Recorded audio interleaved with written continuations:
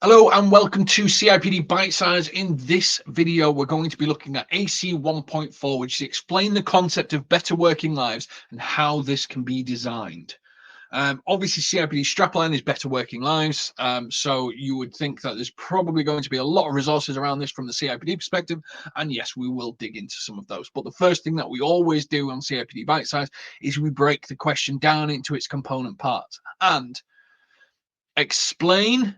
That's your verb. We'll cover the verbs in a second. The concept of better working lives and how this can be designed. The reason explaining the concept of better working lives are in green and then how it can be designed is in darker is because when you're explaining the concept of something, you need to really go into the details. How this can be designed will naturally flow out in a lot of what you're writing. So it's kind of like a secondary action. So try not to get caught up in this too much. But as always, we break the question down into action points. And with 5HR01, AC 1.4, you have 3,900 words to answer 10 questions. Therefore, I normally say around about 100 words per action point. I'm giving you the opportunity to bank 100 words on this question because I don't think you will need all 390 words to answer this question. And it's always good to have some words in the bank because some of the questions are slightly meatier and slightly chunkier. So you want to be able to have some words in the bank to be able to answer those. Every action point needs a reference and a citation. Always bear that in mind. So you need evidence based for everything that you're doing.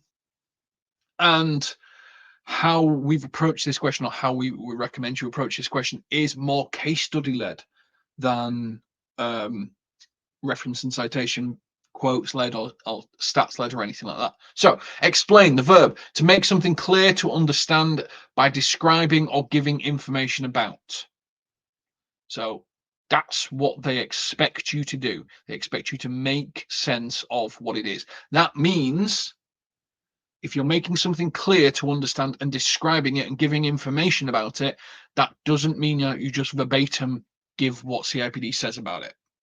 You have to add your interpretation to it. You have to add their reference to it. It can't be just a quote because that's not you explaining it. That's just you regurgitating it. So action point one.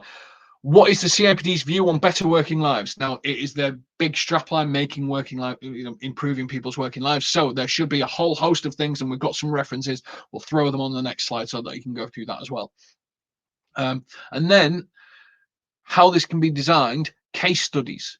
So the concept of better working lives, you've got CIPD's view on it, you're studying a CIPD qualification. Obviously, that is a match made in heaven. Bosh, done that straight away. How this can be designed, this is where case studies become really interesting. And there's some really good case studies on the CIPD website about how working with CIPD has improved people's working lives. Hybrid working is a really obvious one in terms of how that can improve people's working lives. But I would have case study 1, case study 2, so that you're really reinforcing it. 100 words per action point is the target that I go for. That's always our recommendation, and a reference and citation per action point. Avoid the quotes on this. We don't want big long quotes. Quotes are not you explaining it. Quotes are someone else explaining it, and we haven't asked you to. We've asked you to explain it. It's not that you've been asked to explain what someone else thinks about it. So always bear that in mind.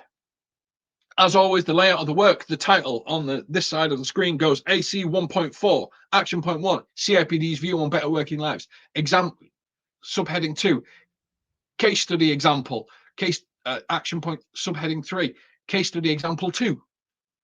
Really easily laid out. You can skim read it, so you know the subheading is a distinct summary of what's going to be written below in the next 100 words. Really easy way to approach it. Really easy way to answer the question. Now, in terms of some resources to help you get through this question, CIPD viewpoint and purpose. Really easy. CIPD's viewpoint and purpose, they will tell you exactly why CIPD exists. They will tell you exactly what they're trying to do, and it's all around the concept of better working lives. So their viewpoint, their purpose, their evidence, that's everything that you need on our website. And obviously we're going to link in the description to some of these resources so that you can go and look at them yourselves. CIPD Good Work Index 2023. What's better than what's CIPD produces every quarter? So if you are watching this, because CIPD assessments last for about 2 years, if you're watching this in 2025, You can look at 2024. So if you're looking at this in 2026, you can look at this in 2025. Go to the most recent one. We will link it to the 2023 one, but we will update the links as we go forward. So if you're looking at this going, well, it's 2026, you say don't use anything over 2 years old, and this is 2023. The link will be the more up-to-date one. And then the CIPD profession map. CIPD have spent buckets of money working out what the profession map is, the concept of better working lives, what HR's role is to play within this, how you can get involved in making sure people have better working lives and stuff like that. So CIPD's profession map is absolutely critical to this and making sure that that's there. So again, will all be linked underneath. You can follow these. The resources that we recommend that you view will connect to this. It's a relatively simple question to answer this if you think about you're explaining the concept of it. However, proving it and how it can be designed and stuff like that, that's really where case studies come in. And if you're not using case studies, you're not really showing how it's been designed. You're not really showing the impact it's had. You're just sort of giving data and information. So I would recommend case studies with this as much as you can. Now, as always, we give you an analogy and a hypothetical to try and help you understand the concept of the question. And for this, we are going to imagine a world of work called Worktopia. Worktopia isn't just about getting the job done. It's about creating a work environment that fosters well-being, employee satisfaction. And here's how Worktopia prioritizes better working lives. It's designed work for people. Flexibility is king. Employees can choose work schedules that fit around their lives, whether it's remote work options, compressed work weeks, or job sharing. They can focus on outcomes, not hours. It's about getting the job done, not how many hours you sat at your desk. Worktopia measures success by results achieved, not by the time spent at your desk. It empowers employees to manage their time effectively. It prioritizes your well-being. Companies offer wellness programs, mental health support, and healthy workspaces to reduce stress and burnout. They're investing in their employees. Their fair compensation and benefits. Worktopia offers competitive salaries, healthcare, generous parental leave to ensure financial security and healthy work-life balance. They have continuous learning. Companies invest in training and development programs to equip employees with the skills they need to grow their careers, and they do meaningful work. Employees feel their work contributes to a larger purpose, fostering a sense of accomplishment and engagement.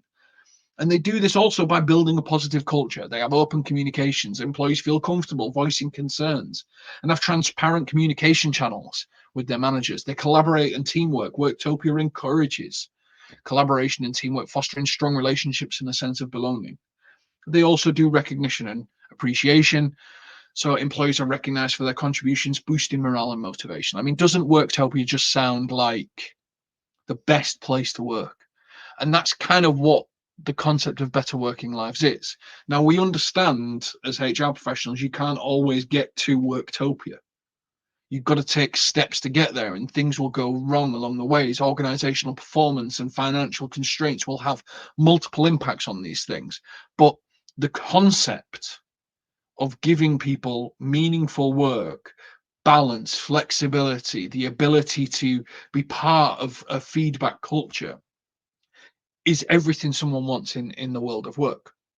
And that's what we use in this example. The concept of better working lives is Worktopia, but you can, as a HR professional, still make regular steps forward into this every single day. And that's really what this question is building it up to. If you think about what Worktopia would be for you, and the concept of a better working life for the people in that organization, what would make them happier, that's kind of what they're alluding to. So think of AC 1.4 as how do I make step-by-step change to improve the working lives of the people of the organization I represent. Absolutely best of luck with this unit.